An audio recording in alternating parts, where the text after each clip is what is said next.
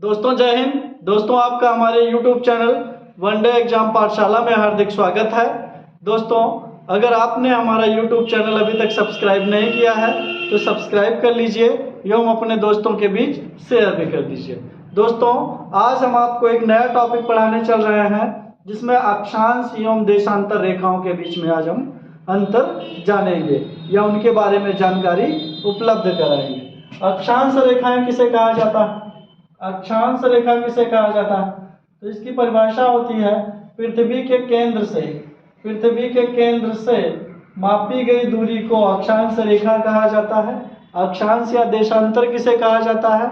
वह काल्पनिक रेखा, ग्लोब पर वह काल्पनिक रेखा जो हमें किसी देश के वास्तविक स्थिति का बोध कराती है, उसे अक्षांश या देशांतर रेखा कहा जाता है। सबसे पहले अक्षांश रेखा किसे कहते हैं? अक्षांश रेखा किसे कहते हैं? तो एक सबसे प्रमुख रेखा कौन सी है? 0 डिग्री अक्षांश रेखा, इसी को भूमध्य रेखा और इसी को विषुवत रेखा कहा जाता है। पहले ही क्वेश्चन पूछ लेगा कौन सी ऐसी रेखा है जो पृथ्वी को 2 बराबर भागों में बांटती है, तो इसका आंसर रहेगा भूमध्य रेखा। कौन सा? भूमध्य रेखा। पूछा जाएगा अक्षांश रेखाओं की संख्या कितनी होती है? तो भूमध्य रेखा के ऊपर की ओर जाने पर उत्तरी ध्रुव तथा नीचे की ओर जाने पर दक्षिणी ध्रुव कहलाता है। दक्षिणी ध्रुव। भूमध्य रेखा की अक्षांश रेखा की संख्या कितनी होती है? तो अक्षांश रेखा की संख्या 181 होती है। दो अक्षांश के बीच की दूरी कितनी होती है? दो अक्षांश की दूरी कितने किलोमीटर? तो 111 किलोमीटर। दो अक्षांश के बीच के क्षेत्रफल को क्या कहा जाता है? तो कटिबंध या जोन कहा जाता है। इसमें क्वेश्चन पूछेगा कौन सी ऐसी रेखा है जिसे भूमध्य रेखा या विषुवत रेखा कहा जाता है? तो 0 डिग्री जिसे भूमध्य रेखा या विषुवत रेखा कहा जाता है। भूमध्य रेखा या विषुवत रेखा कहा जाता है। पृथ्वी को 2 बराबर भागों में कौन सी रेखा बांटती है? तो भूमध्य रेखा या विषुवत रेखा बांटती है। दो अक्षांशों के बीच की दूरी कितने किलोमीटर? दो अक्षांशों के बीच की दूरी 111 किलोमीटर होती है। क्षेत्रफल को क्या कहा जाता है? कटिबंध या जोन कहा जाता है। इसी में उत्तरी ध्रुव की ओर जाने पर एक बहुत ही महत्वपूर्ण अक्षांश रेखा 23.5 डिग्री नॉर्थ जिसे हम आप कर्क रेखा कहते हैं। कौन सी रेखा? कर्क रेखा कहते हैं। क्वेश्चन यहाँ से पूछा जाएगा कौन सा भारत किस रेखा पर स्थित है? तो अपना देश इंडिया कर्क रेखा पर स्थित है। भारत किस पर स्थित है? भारत कर्क रेखा पर स्थित है। किस रेखा पर? कर्क रेखा पर स्थित। किस रेखा पर स्थित है? कर्क रेखा पर स्थित है। और भारत कर्क रेखा पर स्थित है तो कर्क रेखा, दूसरा क्वेश्चन यहीं से पूछा जाएगा कौन सी ऐसी रेखा है जो भारत को 2 बराबर भागों में बांटती है? तो कर्क रेखा है जो भारत को 2 बराबर भागों में बांटती है। कर्क रेखा भारत के कितने राज्यों से होकर के गुजरती है? तो कर्क रेखा भारत के 8 राज्यों से होकर के गुजरती है।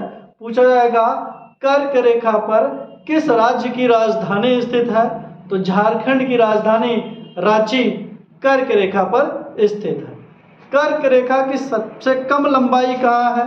कर्क रेखा की सबसे कम लंबाई भारत में राजस्थान में है।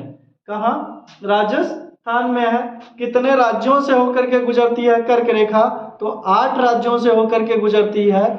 8 राज्यों की ट्रिक कौन सी है? 8 राज्यों की ट्रिक है मित्र पर गमछा झार।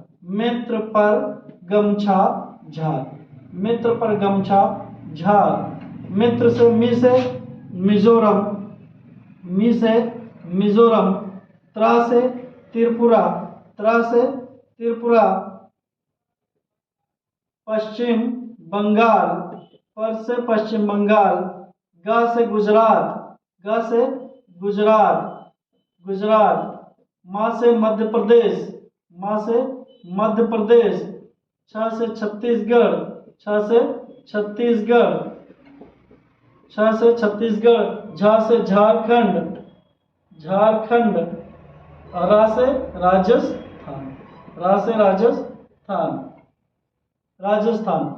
66.5 डिग्री, 66.5 डिग्री, 66.5 डिग्री नॉर्थ को उप आर्कटिक रेखा कहा जाता है। उप आर्कटिक रेखा कहा जाता है। दोस्तों, भूमध्य रेखा के दक्षिण तरफ आने पर 23.5 डिग्री, 23.5 डिग्री, 23.5 डिग्री, 23.5 डिग्री दक्षिण को कौन सी रेखा कहा जाता है? तो कर्क रेखा कहा जाता है। कौन सा रेखा? कौन सी रेखा? सॉरी दोस्तों, मकर रेखा कहा जाता है। कौन सी रेखा? मकर रेखा कहा जाता है। 66.5 डिग्री को उप 66.5 डिग्री को उप अंटार्कटिक रेखा कहा जाता है। अंटार्कटिक रेखा कहा जाता है। 90 डिग्री को ध्रुवीय क्षेत्रों में चली जाती है, इसे ध्रुवीय रेखा कहा जाता है। इसमें क्वेश्चन पूछा जाएगा, अक्षांश रेखा की संख्या कितनी? 181। दो अक्षांशों के बीच की दूरी 111 किलोमीटर। दो अक्षांशों के बीच के क्षेत्रफल को क्या कहा जाता है? तो कटिबंध या जोन कहा जाता है। भारत के बीचों बीच से कौन सी अक्षांश रेखा गुजरती है? तो 23.5 डिग्री नॉर्थ, जिसे कर्क रेखा कहा जाता है, भारत के बीचों बीच से गुजरती है। कितने राज्यों से होकर के गुजरती है? 8 राज्यों से। ट्रिक कौन सी है? मित्र पर गमछा झार। सबसे कम लंबाई कर्क रेखा की किस राज्य में है? तो राजस्थान में है। किस राज्य में? राजस्थान में है। 23.5 डिग्री दक्षिणी, 23.5 डिग्री दक्षिणी अक्षांश को कौन सी रेखा कहा जाता है?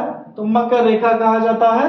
अब दोस्तों, इसके बाद क्वेश्चंस, अब देशांतर के बारे में पूछा जाएगा, तो देशांतर के बारे में भी जान लेते हैं। देशांतर, तो अक्षांश किधर से किधर की ओर होती है? तो पूर्व से पश्चिम दिशा की ओर होती है। पूर्व से पश्चिम दिशा की ओर होती है। अब देशांतर के बारे में हमें आपको पढ़ना है। किसके बारे में? देशांतर के बारे में हमें आपको पढ़ना है। देशांतर, देशांतर रेखा किसे कहते हैं? देशांतर रेखा किसे कहते हैं? देशांतर रेखा किसे कहते हैं?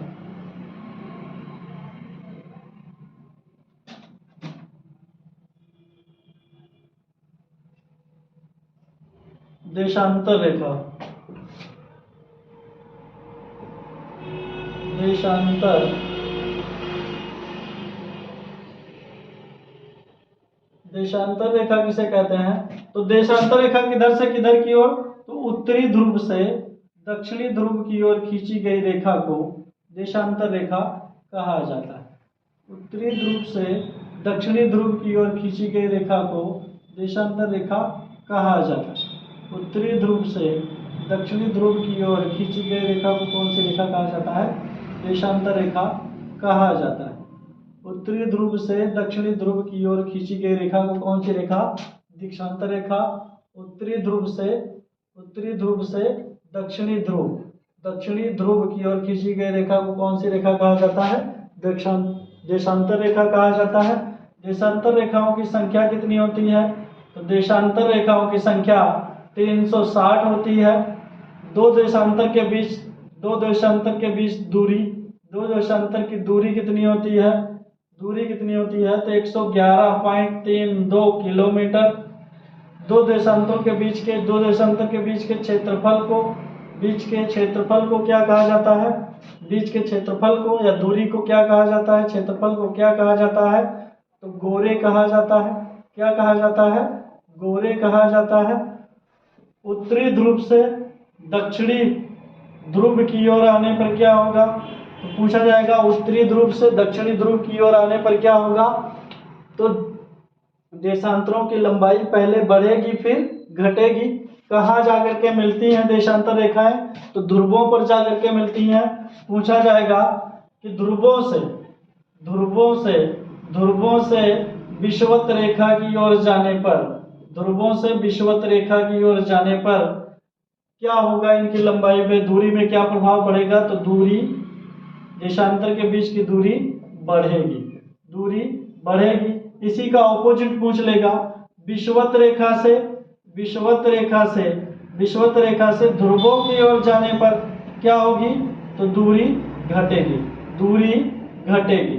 दो देशांतर के बीच में कितने मिनट का अंतर, दो देशांतर के बीच में कितने मिनट का अंतर होता है, दो देशांतर के बीच में कितने मिनट का अंतर, दो देशांतर के बीच में 4 मिनट का अंतर होता है, 4 मिनट का अंतर होता है।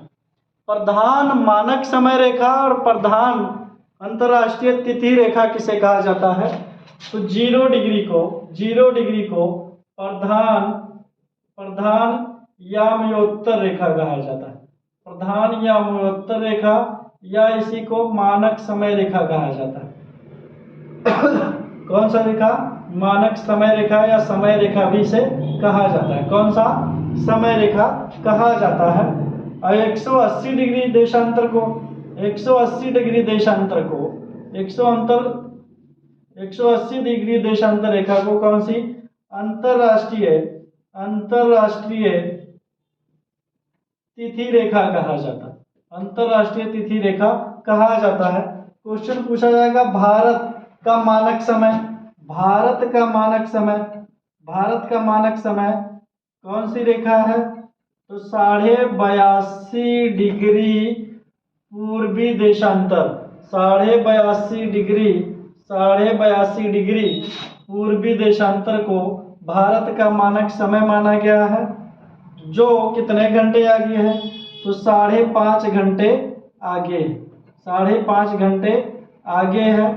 दूसरा क्वेश्चन, यदि कोई व्यक्ति पूर्वी गोलार्ध से पश्चिमी गोलार्ध की ओर जा रहा है तो एक दिन बढ़ जाएगा कि घट जाएगा, तो दोस्तों पूर्वी गोलार्ध से पश्चिमी गोलार्ध की ओर जाने पर एक दिन घट जाएगा और पश्चिमी गोलार्ध से पूर्वी गोलार्ध की ओर आने पर एक दिन बढ़ जाएगा। पूछा जाएगा, भारत का मानक समय 82.5 डिग्री कहाँ से होकर के गुजरती है, तो इलाहाबाद के नैनी से होकर के गुजरती है, इलाहाबाद के नैनी से। अगर ऑप्शन में नहीं रहेगा तब आपको मिर्जापुर मिल जाएगा, अगर ऑप्शन में नहीं रहेगा तो आपको क्या मिल जाएगा, मिर्जापुर मिल जाएगा। दोस्तों अंतरराष्ट्रीय 180 डिग्री देशांतर, जिसे याम्योत्तर देशांतर या अंतरराष्ट्रीय तिथि रेखा, और 0 डिग्री प्रधान याम्योत्तर को समय रेखा माना गया है। इसके लिए 1884 में एक सम्मेलन हुआ। क्या हुआ था, 1884 में सम्मेलन हुआ। कहाँ हुआ था, तो 1884 में जब सम्मेलन हुआ, यूएसए के वाशिंगटन में हुआ, यूएसए के वाशिंगटन में हुआ वैज्ञानिकों का, और वहां पर 0 डिग्री प्रधान याम्योत्तर को समय रेखा माना गया और 180 डिग्री देशांतर को अंतरराष्ट्रीय तिथि रेखा माना गया। क्वेश्चन पूछे जाते हैं कि ध्रुव से विषुवत रेखा की ओर जाने पर कहां पर देशांतर के बीच की लंबाई सर्वाधिक होगी, तो ध्रुव से विषुवत रेखा की ओर आने पर विषुवत रेखा पर 2 देशांतरों के बीच की लंबाई सर्वाधिक होगी। दोस्तों आज का टॉपिक बस यहीं पर, और अगले टॉपिक्स में आपको कुछ और जानकारी दी जाएगी। पूरा वीडियोस देखने के लिए धन्यवाद।